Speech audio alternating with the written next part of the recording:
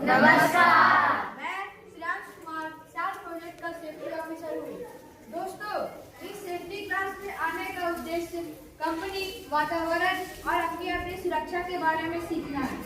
अब आप ये कहेंगे कि हमें अपनी सुरक्षा के बारे में पता है, लेकिन मैं आपको कोयले को कैसे निकाला जाता है, साथ ही साथ कोयले को एक जगह से दूसरी जगह कैसे ट्रांसपोर्ट किया जाता है और उनसे दौरान होने वाली घटनाओं से कैसे बचा जा सकता है, उसके बारे में मैं आप लोगों को बताऊंगा। अब आप अपने बारे में बताएं। आपका नाम क्या है? आपके घर में तो कौन कौन रहते हैं? सर, मेरे घर में दादा दादी मम्मी पापा भाई बहन और मेरे बीवी बच्चे। ठीक है। मैं आशा करता हूँ कि आपका परिवार भी आरुष कुमार के परिवार जैसा होगा। दोस्तों, चलिए हम लोग बात करते हैं कि हम लोगों को काम का अवसर क्यों मिलता है। क्या कोई बताएगा? हम कब अच्छा करते इसके लिए। ठीक है, और कोई? हम जानते हैं इसलिए। ठीक है, बैठ जाइए। हमारा स्वास्थ्य अच्छा रहता है इसलिए। ठीक है, बिल्कुल सही। हमारा स्वास्थ्य अच्छा रहता है इसलिए। ईश्वर ने हमें एक स्वस्थ शरीर दिया है और हमारे हाथ पैर भी सलामत है और प्रकृति ने हमें अपंग नहीं बनाया। अगर हम लोग विकलांग होते तो हमारे काम की संभावना कम हो जाती। इसलिए दोस्तों, हमें इस बात का पूरा ध्यान रखना चाहिए कि हमारा स्वस्थ शरीर ही हमारे लिए जीवन में सबसे मूल्यवान वस्तु है। तो दोस्तों, इस बात का भी ध्यान रखें कि हम लोगों को, अगर हम लोगों का शरीर स्वस्थ नहीं रहेगा तो हम लोगों को काम नहीं मिलेगी, और अगर काम करने से हमारे परिवार का खर्च चलता है इसलिए। ठीक है, और कोई? हाँ, बताओ। और स्वास्थ्य के लिए। बिल्कुल सही। बैठ जाइए। अब आप मेरी बातों को लगभग समझ रहे होंगे कि क्यों हमारा अच्छा शरीर जरूरत है, क्योंकि हमारा सलामती ही हमारे पूरे परिवार की सलामती है। दोस्तों, मैं आपसे इस तरह का प्रश्न इसलिए पूछ रहा हूँ कि जब हमारे घर में परिवार है तो उनके कुछ खर्चे भी है, जैसे माँ का इलाज, बहन की शादी, बीवी और बच्चों का जरूरतें, घर बनाना, लोन चुकाना इत्यादि। कई लोगों की जिम्मेदारी हम पर होती है और एक दुर्घटना पूरी व्यवस्था को बिगाड़ सकती है।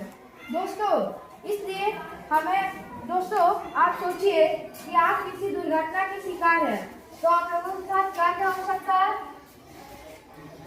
साहब, जान भी जा सकती है। ठीक है, और कोई? हाथ पैर काम हो सकता है। हाँ, ठीक, बैठ जाइए। और अगर चोट जानलेवा नहीं है और कुछ समय में ठीक हो सकते हैं तो क्या उस समय थोड़े खर्चे उठाकर काम करना सही है? नहीं सर, जब तक हमारे चोट पूरी तरह से ठीक नहीं हो जाते तो हम काम पर नहीं आ सकते।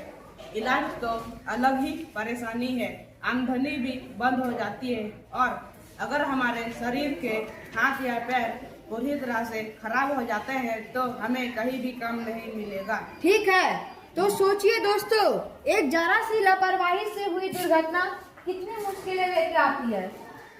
दोस्तों, चलिए हम लोग बात करते हैं कि हम लोगों को दोस्तों अगर हम लोग समझ गए हैं कि दुर्घटना से क्या हानियां हैं तो चलिए अब हम लोग समझते हैं दुर्घटना होती क्यों है। क्या कोई बताएगा? दुर्घटना तो ईश्वर की मर्जी से होती है। नहीं, गलत। बैठ जाओ। ये ईश्वर की मर्जी से नहीं, ये हमारी लापरवाही से होती है और ईश्वर भी उन्हीं की मदद करता है जो अपनी खुद रक्षा करता है। सही कहा साहब आपने। अगर खुद की पैर पर कुल्हाड़ी मारे तो चोट की लगनी ही लगनी है। हाँ, ठीक है, बैठ जाओ। दुर्घटना होने के 3 मुख्य कारण। नहीं, ये ईश्वर की मर्जी से नहीं, ये हमारी ईश्वर की मर्जी से नहीं। क्या कोई बताएगा? हाँ सर, मैं बताऊंगा। हाँ, बताओ। नहीं सर, दुर्घटना हमारी लापरवाही से होती है। बिल्कुल सही। दुर्घटना हमारी लापरवाही से होती है और ईश्वर भी उन्हीं की मदद करता है जो अपनी खुद रक्षा करता है। दुर्घटना होने के 3 मुख्य कारण। पहला, लापरवाही। दूसरा, बचाव की जानकारी न होना। और तीसरा, अति आत्मविश्वास होना। साहब, थोड़ा विस्तार से बताते कुछ ज्यादा समझ आए। तो सुनो, इसमें सबसे खतरनाक है अति आत्मविश्वास होना। खतरे की सारी जानकारी होने के बाद भी ये सोचना कि हमें कुछ नहीं याद रखिएगा दोस्तों, जान का ही खतरे उठाकर करने से सबसे ज्यादा दुर्घटना होती है। इसलिए मैं आपको कार के संबंधित खतरों और उनसे सावधानियों के बारे में बताऊंगा जो कार स्थल पर पालन होना चाहिए। पहला, हमेशा जूता पहनकर कार्यस्थल पर जाएं। दूसरा, हमेशा हेलमेट पहनकर काम करें। और तीसरा, सबसे महत्वपूर्ण बात, कभी भी नशे में धुत होकर काम ना करें। और यह तभी संभव है जब आप कार से पहले उसकी जोखिम पहचाने। पहला, सेफ्टी बेल्ट हमेशा पहन कर रहे। दूसरा, नियमों का पालन करें। तीसरा, कभी भी लापरवाही ना करें। कुछ नहीं होगा जैसे खतरनाक इशारों को मन से निकाल दे। दोस्तों याद रखें, काम दोबारा मिल जाएगा लेकिन जिंदगी दोबारा नहीं। आपकी सलामती ही आपके परिवार की मुस्कान है, आपकी मेहनत ही उनका भविष्य है। इसलिए आज से अभी से हम लोग यह संकल्प लेते हैं, मैं सुरक्षा नियमों का पालन करूंगा। मैं सुरक्षा नियमों का पालन करूंगा। कभी भी हम लोगों लापरवाही नहीं करेंगे। कभी भी हम लापरवाही नहीं करेंगे। मैं हम लोगों को और अपने साथियों को और अपने परिवार को हमेशा सुरक्षित रखूंगा। मैं अपने साथियों को और अपने परिवार को सुरक्षित रखूंगा। मैं कभी भी मोबाइल का प्रयोग नहीं करूंगा। मैं कभी भी मोबाइल का प्रयोग नहीं करूंगा। यही सच्ची जिम्मेदारी है, यही असली इंसानियत है और यही हमारा सेफ्टी कल्चर है। धन्यवाद।